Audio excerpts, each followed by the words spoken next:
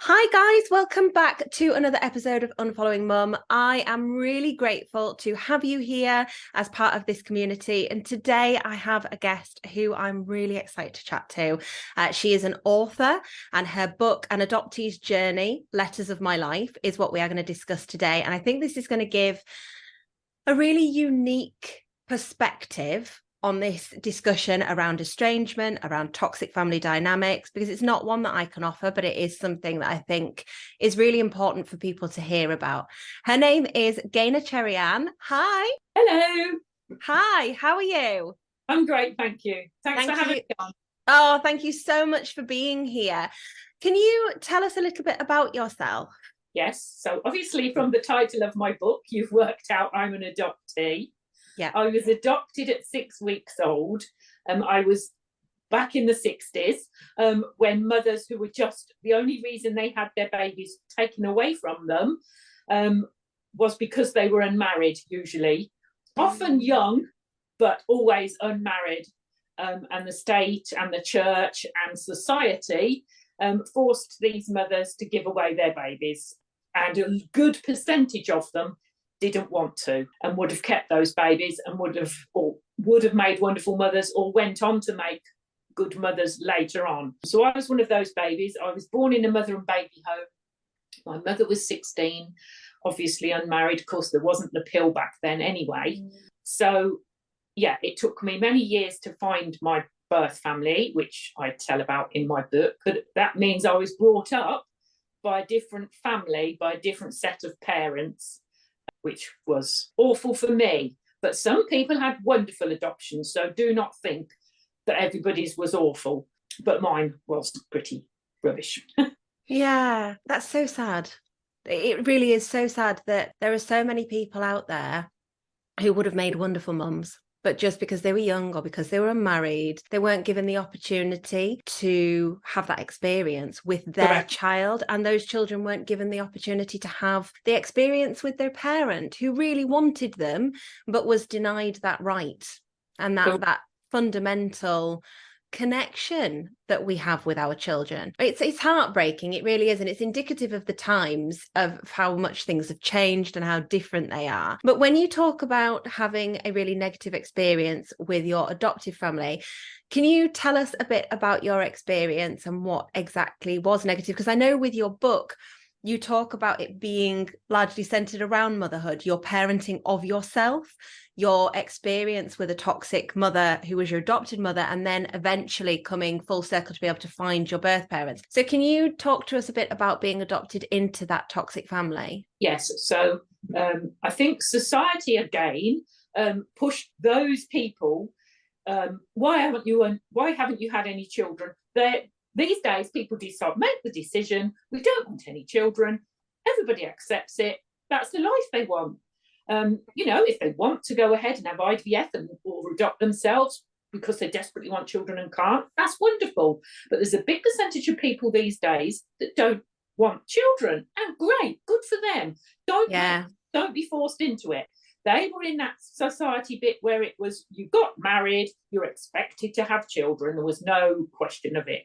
So these two people got married, tried for a family of their own, couldn't have one, so went down the adoption process. And I think they were reasonably good people when my sister and I, my sister was adopted too, 2 years after me, by different parents. A different birth mother had to give away another baby. If I say we, I'm always referring to my adopted sister and I. So the parents were, in my opinion, perfectly good enough for young children, because of course you can control young children, can't you? They've since later on had dogs, and that suited them down to the ground, and they should have actually just stuck to dogs, because you can take a dog where you want, you can pick it up, you can put it down, you can dress it in what you want, you can, you know what I'm saying. A lot of the people listening will know what I'm talking about. So they were fine when we were younger. But then as soon as you start to get an opinion and become a real person and show your own true colours, things started to slowly change. And obviously I have worked out that they shouldn't have actually had children. Yeah, one of the classic things for adopted people, they constantly get told, you were chosen, you were chosen, you should be grateful, you should be grateful. We've took you out of all sorts of horrendous things that could have happened to you. We've given you this wonderful life. We're these wonderful people because we've done this. When actually, in reality, it's not been your experience at all to have these wonderful people. And I think then and I'm presuming it's then compounded very much by society saying, oh, well, if you've adopted, you must be a wonderful person because you're giving your home to these children, as opposed to looking at it as it's just a different way of becoming a parent. It doesn't have any bearing on your character necessarily. You're not doing something selfless because you're adopting.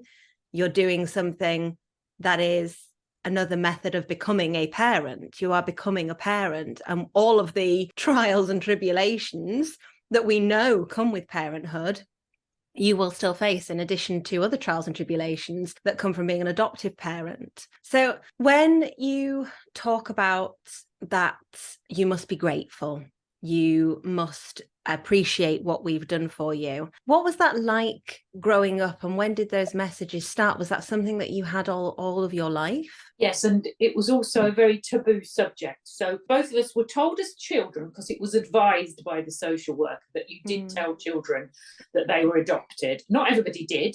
Lots of people don't find out till their parents are dead and awful things like that. But I will say, I will grant credit where credit's due. They did tell us from an early age that we were adopted. Of course, they called it chosen and made it sound like it was some wonderful, delightful thing they did. Then it was a taboo subject after that. So we weren't ever allowed to ask questions about where we'd come from or what they knew about our history or anything. Plus, there was always that thing where people say to you, like, oh, you don't look like your mum, or you don't look like your sister. And we would have got severely told off, possibly whacked, if we'd have told them we were adopted. So it was always, oh, I look more like, so I was told I look more like my mum. And my sister was always told to say, oh, I look more like my dad. Yeah, and so then occasionally we'd tell close friends and that, and occasionally it would get back to the parents. And my sister, I remember her getting it in the neck big time. She got sent to bed with a whack and all sorts of things when they found out she'd told people on one occasion. So she probably never did it again. So it was a taboo thing. They wanted people to think we were theirs. They did not want that stigma that they couldn't have their own children. That's really damaging, isn't it? Because I feel like the message that would send to you as a child is that they were almost ashamed of how they came to have you, as opposed to, we just love you so much that you're a part of our family. It's almost like we're ashamed that this is the route that we had to take, as opposed to this is a choice that we made as adults who were choosing to bring two children into their lives. Correct, absolutely. And of course, mine is, I think, only an experience of many, many thousands. And I've met lots of people from both sides. I've met lots of adoptees over the years. I've belonged to groups and all sorts of things. And some people have had the most wonderful adoptions where their parents did say, we love you. They told them they loved them every day. They told them it was the best thing they ever did and they couldn't live without them. And, they just had wonderful lives. Obviously, they had arguments like every other normal family. Absolutely. But it was normal. They had normal upbringing. And a lot of those adoptees don't search. They don't go and search for, don't get me wrong, some people are just inquisitive, so they'll search no matter what. And some people want to know their medical history, because we didn't come with any medical history back then. My birth mother was told, you will never, ever be able to see this child again. So that's what they were back then. That's what they were all told. There was no contact, no nothing. So you gave them away forever and you never thought you could ever see them. Luckily, the law changed, thank goodness, and people were allowed to search. But a lot of the people that had wonderful, happy adoptions don't search. Or they wait until those lovely people that brought them up die, and then they search, just because they're inquisitive and they want to know, that they would never have done it before because they didn't want to hurt in any way the lovely people that brought them up. That's a really interesting that's really interesting, actually. That's a really interesting perspective, because that raises whole questions around the guilt, I guess, the shame, the fear of abandonment, when you are an adoptee, that even in the most healthy circumstances, you would choose not to investigate that because you don't want to hurt the people that brought you up. You don't want to make them feel in any way inferior because they did not give birth to you, even though you view them, even in the most wonderful circumstances, as these brilliant parents who you're so delighted that you got to experience your life with. You still feel that fear around hurting them or causing them harm. And don't get me wrong, I think we all, to some extent, kind of fear or worry about hurting our family because we love them and we don't want to hurt them. In a normal dynamic or in a healthy relationship, you don't want to hurt your loved one. Of course you don't. But to have that worry that you would cause hurt by investigating your lineage, if you want to call it that, as opposed to your parents, because they weren't your parents, they might have given birth to you, but you may not view them that way. And it's incredibly complicated. But to view it as almost like a betrayal, to go searching, that's really interesting and speaks to how much we still have stigma around being an adoptee. Correct. That's exactly right. You've hit the nail on the head completely. There is that stigma, isn't there, still around it? Do you feel, you touched on at the beginning of our chat, that you feel very much it was a case of it was unacceptable, socially unacceptable to be without children at that point. It was, you get your job, you get your house, perhaps with your white picket fence, you get your dog, you get your marriage, you get your kids, and then that's your life done. Tick, complete, retire, die. And I've touched on this before on the podcast because there are so many ways in which we can look back at the previous generations and say, actually, perhaps you were people that didn't want kids, but you've ended up having them because it was societally normal. Do you feel very much that and you talk a lot about your mother being a narcissistic personality and being a toxic mother. Do you feel very much that she chose to have you for those reasons and almost resented it? Yes. I mean, her talents were cooking. She was amazing. She probably could have been in today's society again, she wasn't pushed. She didn't go to college. It was back then. She could have been a hotel manager. She could have run kitchens. She could have been a chef, all those sorts of things. And she didn't have a career. She had to stay at home. She was the little wife, So, yeah, I think it was all part of it, wasn't it? So society and that generation back then. That generational trauma. Yeah. It's what's expected, and it's that generational trauma. And add to that the layer of being adopted. So you've been given the message that you should count yourself lucky because you've been chosen, and she's been given the message that she must have children regardless. So even if she can't have them physically, it's you must have children. So we're going to choose these children. There is that layer of expecting gratitude. At what point for yourself and presumably for your adopted sister did that really start to take effect? Probably age perhaps 10 onwards-ish, with the things like perhaps our friends, we were never allowed to play out in the street. That was a no. She was that kind of woman. So when other children were racing their bikes around the street, we lived in a cul-de-sac, it was very safe. While they were doing all that stuff and we were helping clean the house and do the ironing, and she was very much we had to work for her type of thing. And then there was so we did that, so we had to earn things like her taking us to brownies or taking us to guides, because we had to be grateful for that because she was doing that for us. But of course she wanted to do those things because they made her look amazing, sitting in the waiting room at the dancing school, showing off, trying to better herself throughout her life, going to church and all because she was a wonderful mother, Yeah, it's really common when I speak to people who have a narcissistic parent to have almost like you've got a Jekyll and Hyde personality. You've got the person that they are at home and the abusive, toxic, really unkind and cruel person that they are at home. And then you have this presentation outside the house. And this is what I think that you can really tell, that the abuser knows that what they're doing is wrong, because if they wouldn't behave the way they behave privately in public, they know it's because it's wrong. They know it's because they would be challenged on it. And that's when you can tell that there is absolutely, it's conscious and it's an intentional behavior. So you have this mother who has adopted you. Did you always very much view her as your mother, or were there always rumblings for you where you would think, no, this is not, you're not my mum?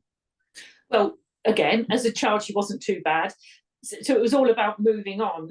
When you reach a teenager, you rebel anyway. That's normal behaviour, isn't it? So that was the time when you start to think, you're not my real mum. Thank goodness there's somebody out there. I will try and find her one day. One day I will try and find her, you know. But you do just get on with your life. And as long as you've got friends and the things you're doing, you know, I wasn't physically abused other than the odd slap here and the big whack there. So you do put it to the back of your mind, don't you? Yes. You just like, and to be perfectly honest, until you have your own children, I have found, this is my personal view, you do not realise how bad they were, which is where later on you work out. I don't think I knew she wasn't normal. That's difficult to explain, but I didn't understand what was wrong with her really until I, you know, became a mother myself, really. Yeah, and I think that makes a massive difference, because for me it was very much the same, is that these massive changes in me started to happen when I became a mother, and I started to look and think, I won't be doing that wasn't acceptable. And that's when I started to address things. At what point did you're not in contact with her now? Oh no, she's died, which was amazing relief. Not why I've written the book, because I had started it before I heard that she died, but I was very wary of who would read it, if she'd find out, things like that, how careful I had to be on what I said. As soon as I found out she died, I found out third hand, but that's another matter. It was like a massive relief, just like a massive weight had been lifted. So then I carried on writing, and as I wrote, it came out differently from how I probably would have done it if she'd still been alive. I feel that it's a completely honest, truthful account. I've loved the process. It's just been so cathartic. It has just changed me. It really has. Yeah, it's funny that you say that, because once you start talking about it and you start being open about it and acknowledging it and accepting it as your truth, because I think you self-gaslight a lot. You say to yourself, no, it wasn't really that bad. And actually, it really was. 100%. Totally agree with you. Totally agree with you. Plus, also, you've got some people still around you that knew them and thought that they were wonderful because they went to church. They were just a pillar of society. You know, so there's still those people out there, and I've now come to a point where I don't even care if those people read my book, and I've actually made sure some of them read it so that they actually sit back and go, blimey, is that what was going on behind closed doors that we never knew, you know? Yeah, because there are so many people that will say to you, oh, but you know, they did this for you, or oh, but it's, and for me it's, oh, but it's your mum. But I guess for you there's the whole additional layer of, but not only is it your mum, but also they chose you and they did all of this for you, and how could you turn away from them? At what point did you actually become estranged from that adopted family? It was one of those, I think, over the years, we had gaps where we'd fall out, have a big row, for example, fall out and not speak for ages. And in my book, it makes me laugh, like the different occasions where I was in favour, so I went to this, but my sister didn't come. Or my sister was in favour and they all went to that and I didn't come. Like, this was adulthood, but young adulthood. And this was how we went on. Plus, they were always threatening, you know, well, if you do this, I'll never speak to you again, all that kind of thing. And then you feel terribly guilty and awful and try and get back to them. And I remember sending them a very lengthy letter trying to explain my feelings and things. But anyway, it went on like that for quite some time. But they moved away because they lived very, very near me for a lot of my young adult life. They moved away when I'd got children, young children, so small children. They moved to Scotland. And again, that was the first layer of massive relief, because I didn't have to see them every day. I didn't have to bump into them in the village where I lived. And I didn't have to contact them if I didn't want to. I made the massive mistake, and I bet there's people out there listening to this that will know what I'm talking about. I made the massive mistake of letting them still keep in touch with my eldest son because he did love them. He did have a relationship with them. They always told him they loved him and everything. They never wanted to know any of my other children, but I didn't want him to feel that I'd split that up. I thought that stupidly, so stupid. I just wish, looking back, hindsight's a wonderful thing, that I'd cut the whole family off, but I let him still have contact. I let him still go and stay for the summer. And he had some wonderful summers. And again, it all started for him, it all started about the same time as he got to late teenager, when they then started various nasty things to him and being awful to him and stuff. And I felt so guilty that I'd let him stay in that situation. Yeah, this was one of the things for us. But and I'm coming to terms with it myself. And I can say it to you, but if you were to say it to me, I'd be like, I'm not going to accept that. But I very much look at what you've just said there, and knowing what I know about my eldest son and the way in which my mum had acted towards him. But he kept it hidden from us and he didn't tell us. And that's not your fault. It's not something that you can predict. You think, okay, they'll be different with that because they love him and that'll be okay. And it's not. And it's really hard. And I think as well, I get a lot of, oh, you've deprived your children of their grandparent. And I'm like, well, they've got two others, and she's a really bloody awful grandparent in some of the things that she said and she's done and her behaviours towards them. I've protected my children from that. And I've also made it very clear to them that when they get older, if they want to have a relationship with her, I will be here and fully support them in that when they're adults and they're responsible for their own well-being and they're able to identify and see what the manipulation is and what the behaviours are. If that comes to a point where they go, do you know what, I'm going to reach out, I'm not going to stop them. I'm not going to be angry with them. I'm not going to fall out with them. I will be here to support them. I'll also be here to support them when it all falls apart. But I will be here to listen and to accept that, because that will be their choice as adults. But you can't know that that's how they're going to behave towards him. And you feel so much as a parent that you're doing what is right. Yeah, absolutely. And now looking back, hindsight, like I said, it's wonderful to look back, isn't it? But I'm so glad I didn't put my other children through that. But they didn't want to know them anyway, which probably should have rung flipping alarm bells, shouldn't it? And he worked it out for himself eventually. And he's very bitter about them now.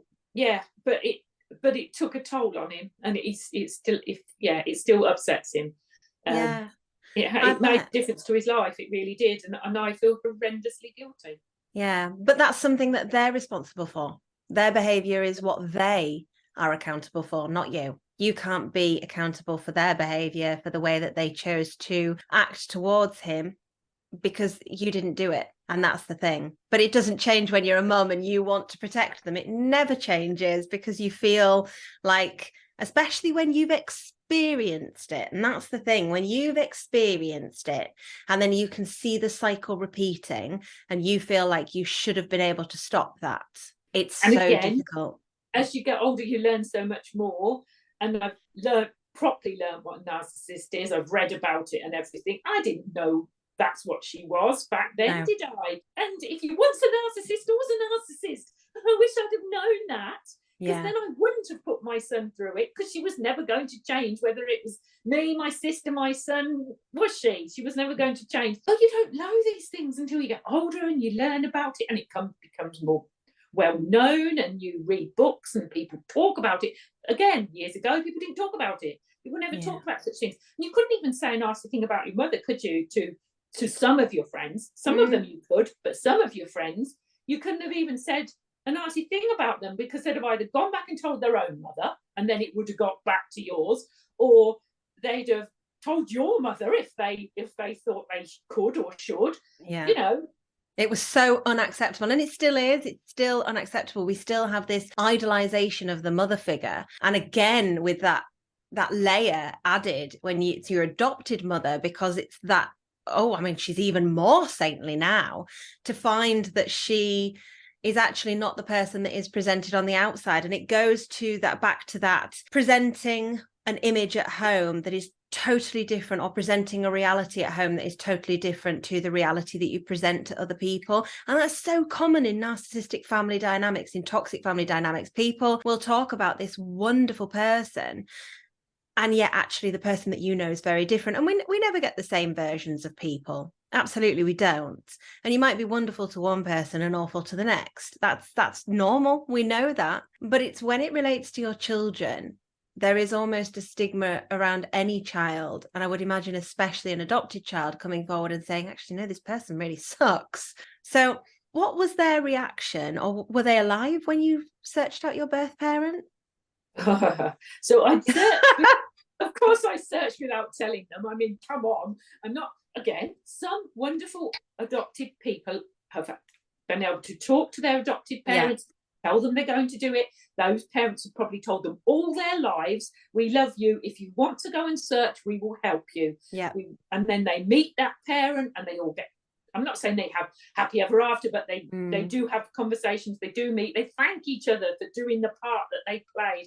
It happens. I've seen it happen. I know people it's happened to. But it was never going to happen for me, was it? So I searched obviously without telling them.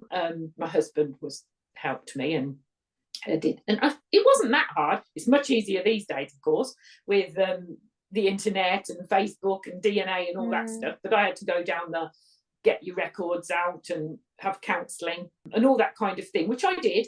I wasn't going to tell them ever, but I did tell them. I think it was one of those times when we were trying to make another go of it, having had a time apart not speaking. So I tried to be open and think that you shouldn't have secrets, because we've always said adoption is secrets and lies, secrets and lies, secrets and lies. It's always secrets and lies, because secrets are people don't want you don't want people to know that baby wasn't yours. There's just secrets and lies. It literally is the adoption story back then. Pleased to say it's not like that now. But yeah, so I didn't, I tried to be upfront and open, and I got my folder out and I got some photographs of when I first met my birth family, and I sat them down and I tried to talk to them, and I said, but you'll always be my parents. You brought me up, I do love you.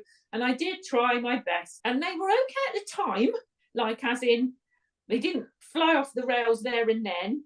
But after they'd processed it, spent a couple of weeks thinking about it, obviously talking about it amongst themselves, then they started making nasty comments, snidey things. Off we went again, back on some, massive falling out session. And I think that was the beginning of the absolute end then, I think, that one. I think, I don't think we ever recovered from that.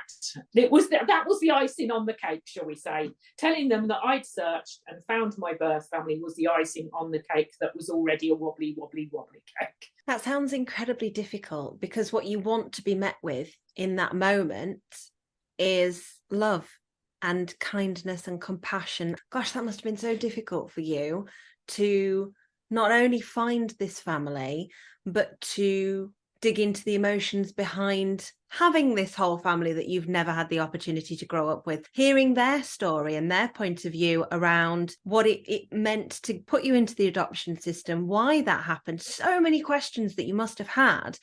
And here are the people who raised you, who you need to be supportive, who you need to sit and hold your hand and say, that must have been really hard. Do you want to talk about it?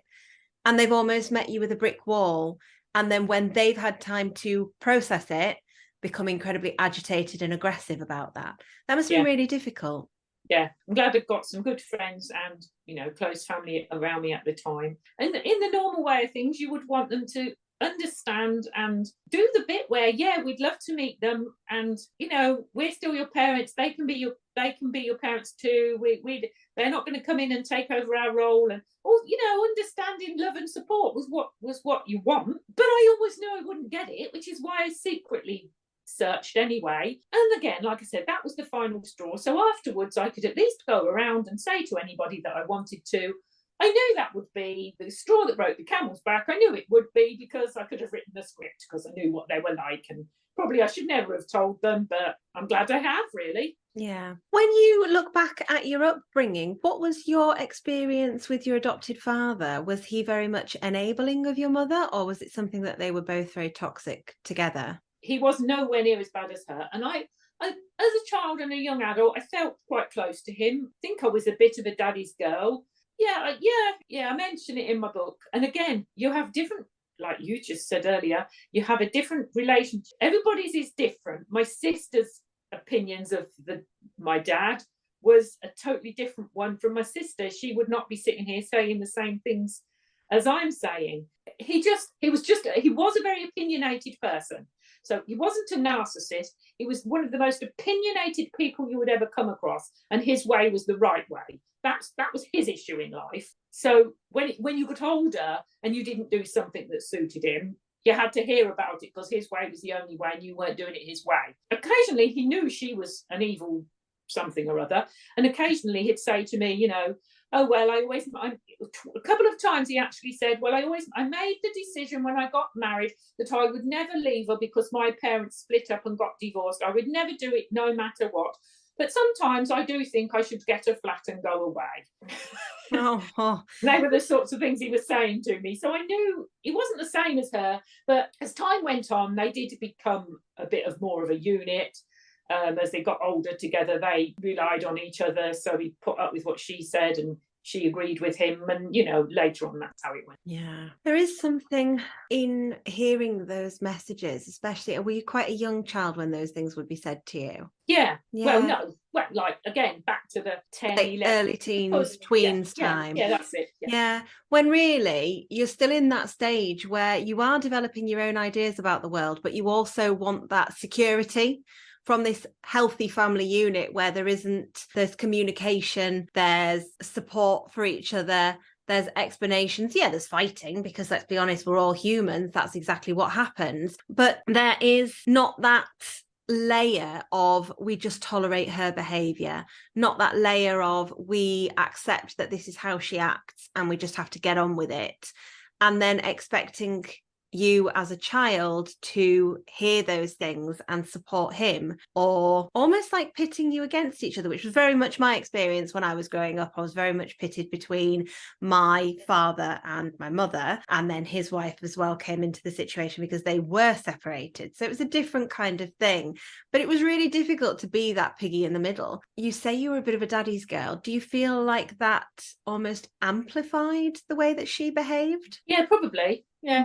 Probably. But I always felt she felt a little more compassion to my sister. My sister was quite poorly when they had her. She was quite a poorly baby. So I always felt she probably bonded with her just a little bit better because she obviously needed her more, didn't she? That baby needed more attention and more. So I always felt it was a bit of a split family, that my sister was closer to her, and as children this is, and I was closer to my dad.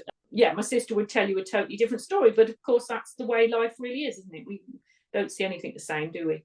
No, we don't. And that's so common in narcissistic households to hear, and it's called triangulation. You'll know about triangulation, where you have the one parent who gets on better with this one, and they're almost like the golden child, and they're the one that they really connect with and that they like, and then you are a bit of a scapegoat on the outside, and they're almost always the parent in that situation pitting you against each other as siblings of, oh well, you know, this is my favorite, and it's favoritism. It creates a really difficult dynamic. Do you still have contact with your adopted sister? Yeah, so you've just, again, you said something that I've written about in my book, which is exactly that.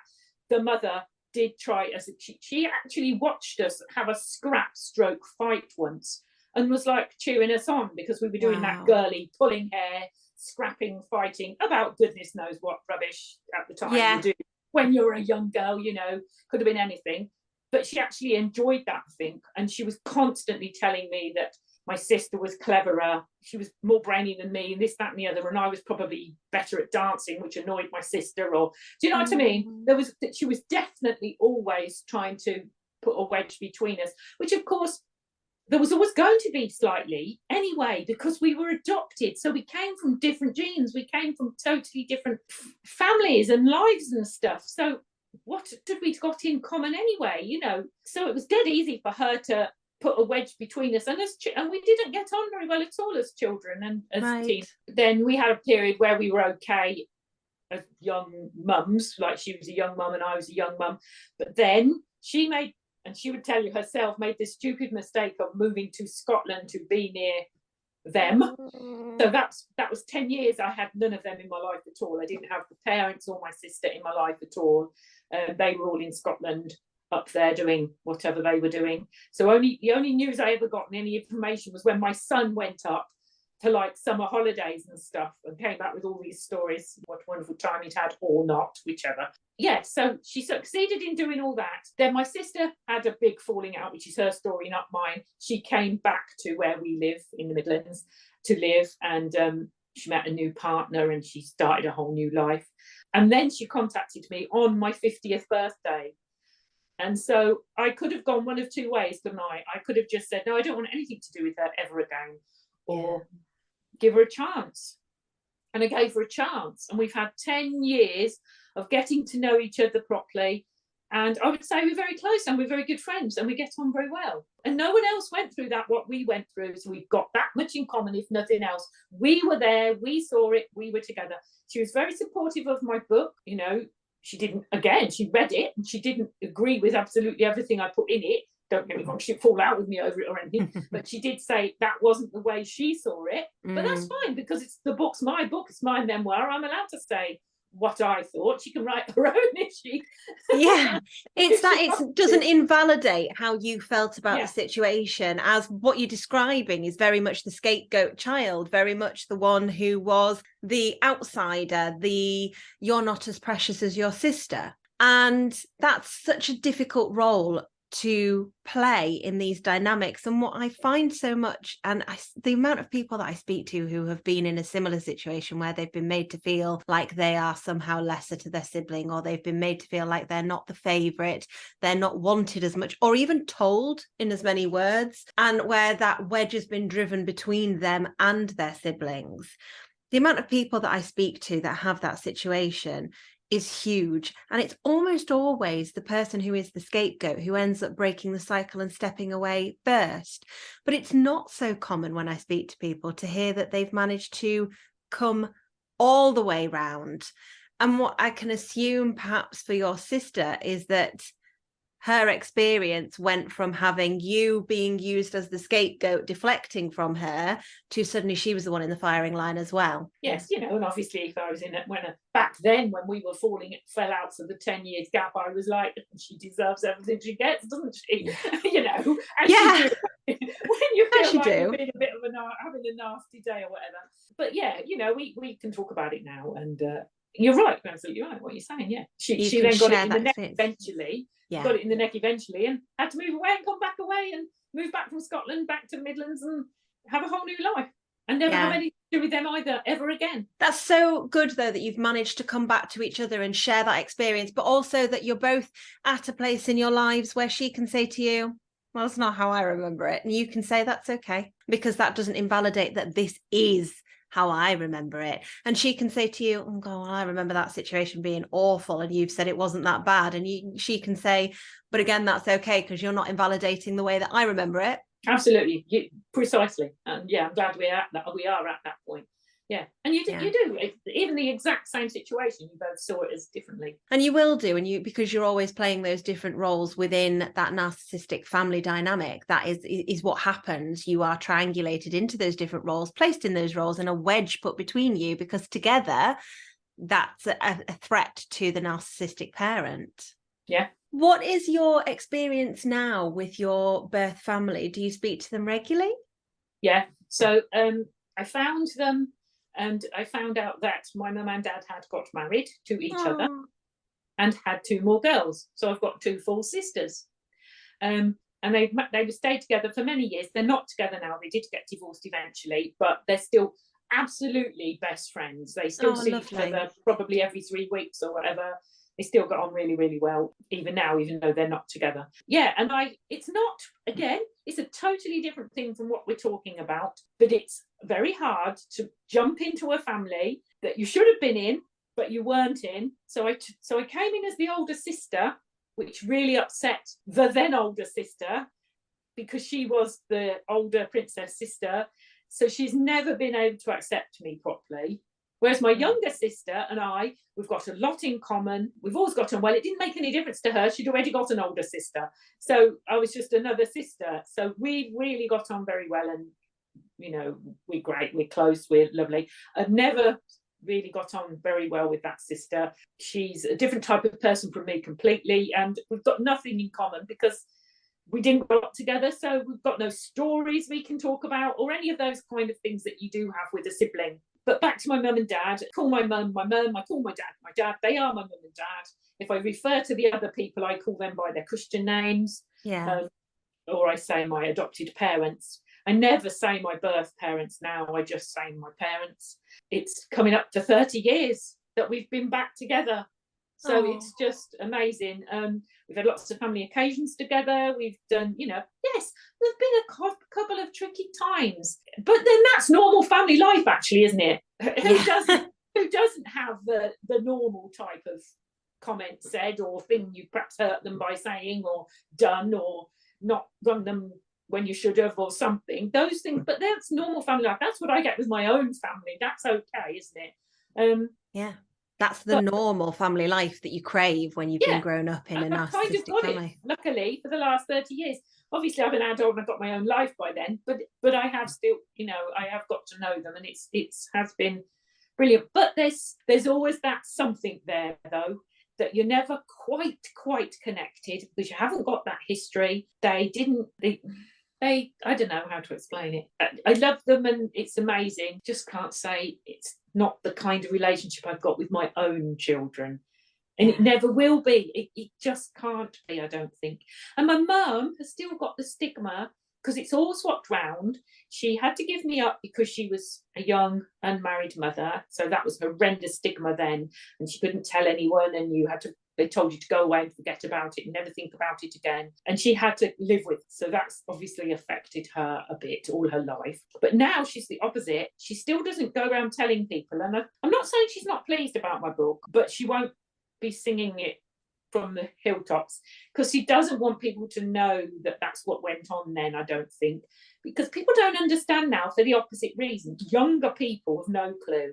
They go, how could you have given away a baby? Yeah. What an awful thing to do. How could you have given your child away? They have no clue of what she went through and what choices she had, which were absolutely none. So she doesn't tell people because of that. Because the stigma's completely flipped on its head now, hasn't it? Now, and it's so sad because it's still victim blaming, because she was the victim in amongst all of that. At the time, she was the victim who had her child and her rights as a mother stripped away from her because she was unmarried. And now to us, that sounds so ludicrous. It's like, well, why didn't you make it stop? And it wasn't her responsibility to make it stop. It was the system. And it was a flaw in our society. And we see this so often with estrangement, the flaw within society in the way in which we enable parents who are toxic to continue to be so by telling children that they must be grateful to their parents, that they must defer to their parents, that they must be there for their parents and pay back the debt that they owe. But when we look at it, what is this debt? It's a debt for existence? That doesn't make any sense. Because they gave birth to you, or in my case, they adopted me. Why should you be grateful for that? You didn't ask to be born. None of us asked to be born, did we? No, we didn't. I have my children because I wanted my children, and you are the same, I know, because we desperately wanted our children, and we wanted to do our best for those children and to love those children, didn't we? Yeah. And that's what it is. You choose to have children. You make that conscious choice as an adult. And you have to be responsible for your own choice, and you have to be responsible. And it's such a huge choice. And I do feel for older generations who were not given the opportunity to see that as a choice. I do think that's incredibly sad that it was put on previous generations, that wasn't a choice. It was the expectation. And what we've got is a society where we're changing those slowly. We're changing that stigma slowly and saying, okay, no, you can choose. There's nothing wrong with not having children. You can choose. That's okay. That's not the only path available to you. But back then, that just wasn't a given. It was a given that you would have kids. It wasn't a thing that you wouldn't. Yeah. So we're left with people who are now suffering the repercussions of parents who never really wanted them. Yeah, absolutely. Yeah. But now, of course, a lot of those are perhaps they are the elder generation, and they're relying on these kids to look after them in their old age, run around after them, help them with their health issues and stuff. And it's kind of, you owe us, isn't it? You Yes. owe us. I'm so glad that I cut them off and that they lived a long way away. Because yes, they did have health issues in later life, and I think they had to pay people to look after them. And I just used to say, oh well, you reap what you sow. They've turned into sad, lonely people. Yeah, and I had this not so long ago on, it was on TikTok. I'd created a piece of content and I'd said around, you don't owe your parents, you don't have children to expect them to become your carer when they're older. That's not like, if my kids want to look after me when I'm older and I still have that relationship and they have the money, time, opportunity, because you forget, and my mum used to say this all the time, of, we had a next door neighbour who didn't whose mum went into a home, and she used to play merry hell of, oh, how awful, she's just abandoned her to a home. And I was like, Mum, they both work. I don't know what you think she's going to be able to do. Like, how do you care for someone when you've both got to work, and that pair, what do you do with that elderly person? Just sit them in the house and hope they don't hurt themselves through the day until you can get there? That's not realistic. She's got dementia. She needs full care. And they can't afford to have a live-in. Like, I mean, what else are you expecting? So there's the ability, the affordability, the social ramifications, so many things that go into it. If my children are in a position to choose to do that, and they choose to, then that's wonderful. But if they don't, that's not because they're bad kids. That's not because they failed to owe me or they failed to repay the debt. It's because they're living their life, and that's what I want them to do. I'm raising them to become adults that have their own lives and live their own lives.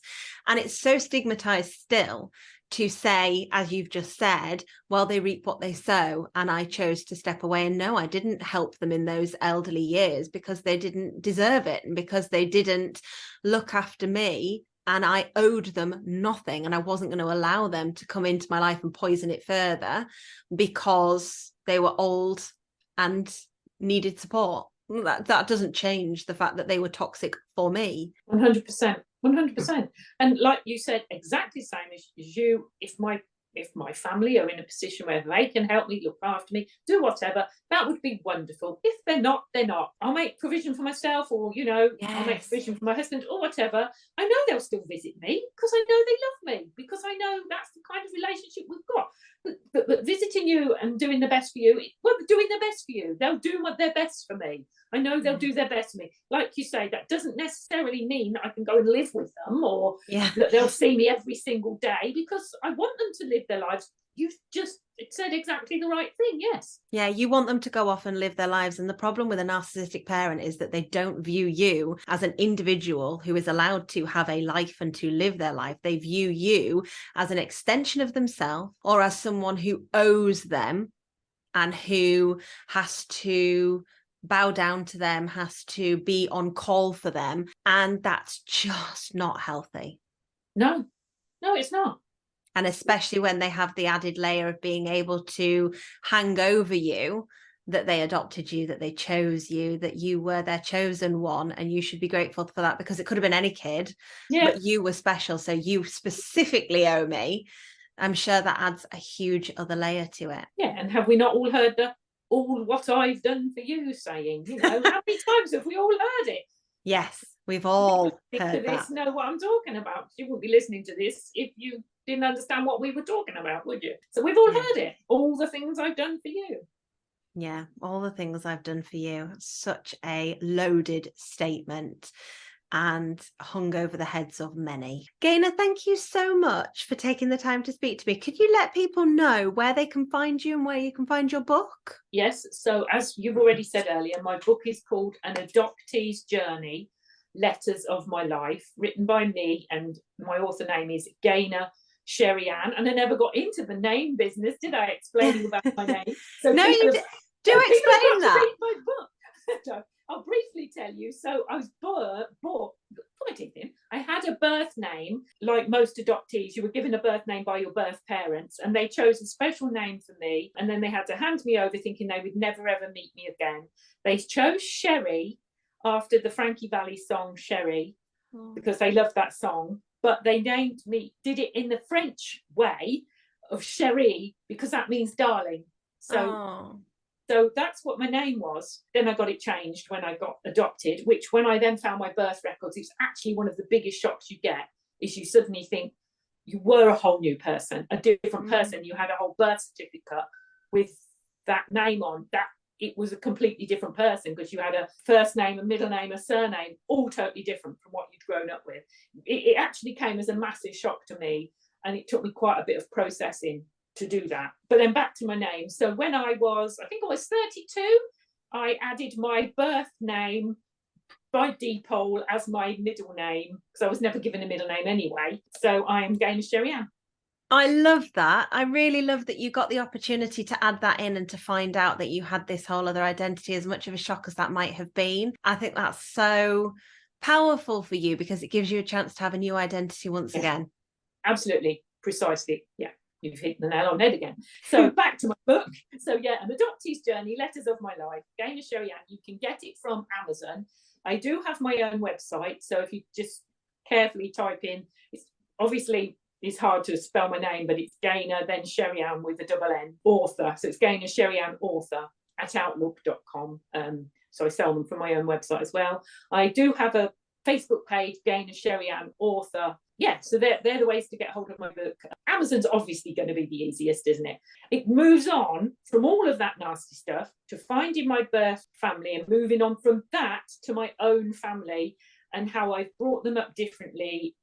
I feel I am now in my happy place. Oh, that's so wonderful to hear. Thank you so much for taking time to chat to me today. I hope that this will add an element to the discussion that people might not be able to find elsewhere, because I know from my own experience how talking about estrangement and toxic family is incredibly stigmatized as it is. And we know that adoption, as you've said during this episode, is very stigmatized as well. Yeah. Marry the two together, and it really is a recipe for a huge stigma that I think your book will be lifting massively. Thank you. Thank you very much. A friend on my book group, so I joined a book group to help me write my book. She actually was talking to a group of social workers who were involved in adoption about children's, what they called stories, life stories. They keep life stories now, because adoption's changed so much, thank goodness. And she actually read some passages from my book to those people, which was phenomenal, trying to explain to them, basically, don't do this. Oh, that's so wonderful though. That's brilliant to know, and that you're helping a future generation of adoptees. I hope so. But I didn't do it for that. I did it for me, and I did it for my grandchildren for the future, to read about my story. So yeah, and that's really powerful that you did it for you. Yeah, I did it for me. Good for you. Thank you so much, Gaynor. Honestly, it's been fantastic speaking to you. Thank you. It's been great talking to you. It's been amazing. Because you get it. You get most of what I was talking about. I do get it. And I think a lot of my listeners will get it as well. And I'm really grateful to you for taking the time. Thank you very much for listening, guys. I've been Harriet Shearsmith, and you have been listening to Unfollowing Mum.